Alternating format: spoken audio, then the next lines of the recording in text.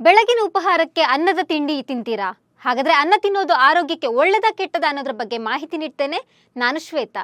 ಮೊದಲು ನೀವು ಸುದ್ದಿಯಾನದ ಸಬ್ಸ್ಕ್ರೈಬರ್ ಆಗೋದಿಕ್ಕೆ ಮರಿಬೇಡಿ. ಬೆಳಗಿನ ತಿಂಡಿಗೆ ಕೆಲವರಿಗೆ ವೆರೈಟಿ ರೈಸ್ ಬಾತ್ ಇದ್ರೆ ತುಂಬಾ ಇಷ್ಟ.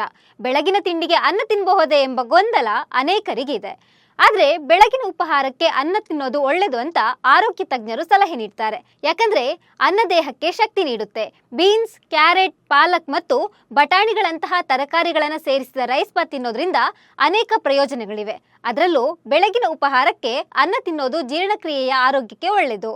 ಇದು ಅತಿಸಾರದ ಸಮಸ್ಯೆಯನ್ನು ಸಹ ಕಡಿಮೆ ಮಾಡುತ್ತೆ.